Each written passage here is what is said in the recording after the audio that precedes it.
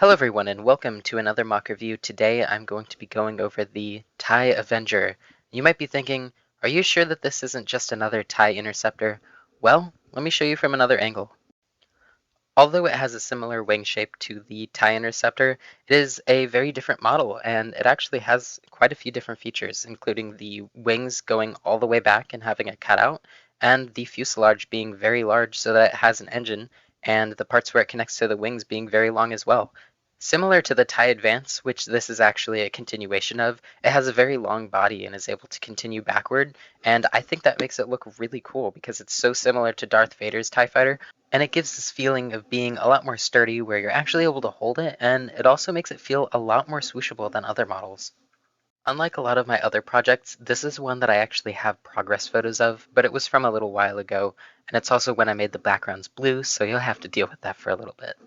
In this render, you can see that I worked on the wings first. This was one of the things that I wanted to do right away, and that's what I've scaled this ship to.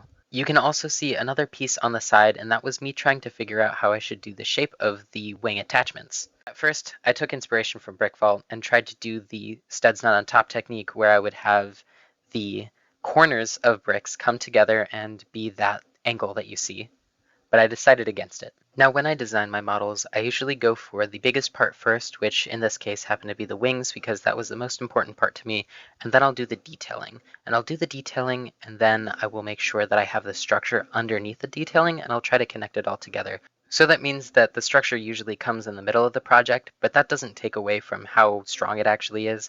It just means that I'm going to scale it to a certain part, like the wing, and then I'm going to work off of that. Now for these clips, I decided to take away the wings because they were kind of in the way, and I really did want to show off the fuselage that I worked so hard on. One thing that sets this mock apart from the others is the way that I did the front. As you can see, there are some round pieces on it, and I don't know exactly what they are, but they are pretty cool, and it's honestly one of the reasons that I wanted to make this mock.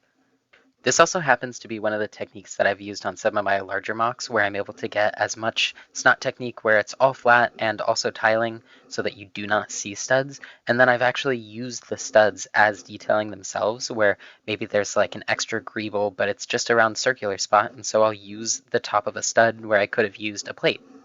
Whenever I make my mocks, I do also like to put play features into it, and so one of them is this hidden compartment where you're able to pick up this back plate and then find a blaster inside, and this will be for the pilot if he ever gets stranded, and it's a really good use of space because I wouldn't have been able to do anything else except for the greebling that's already there. Another thing that I liked about this ship was the amount of greebling. You can see that it goes pretty much all the way along the back, and even on the sides there's the dark gray paneling, which I thought looked really neat. Here's the interior. I don't usually want to put a lot of focus on it because it's just where the guy sits, and I don't always put a lot of detail, but sometimes I do. Finally, I peeled back some of the decorations, and you can see the actual structure of it. There's a lot of Technic pieces, and more Technic pieces, and even more Technic pieces to hold it together, just to make sure that it doesn't fall apart. The back of this model is one of my favorite parts. I do really like how it looks, and I think that I got a lot of the engine detailing right. The only thing is that this doesn't match the new canon version. This matches a lot of the old material that I was able to find on the internet, but it doesn't look like how it does in Andor. And that's why I'm going to make a new version, a TIE Avenger 2.0 from Andor Season 2. Now, I'm probably going to post an update video next week, and I will show you the kind of progress that I've been through, the ideas that I've come up with, and I think it's really interesting. I've already done a lot of analyzing of the ship, and I've come up with a few new things. So I hope you enjoyed, and thank you guys for watching. I'll see you guys next time. Goodbye.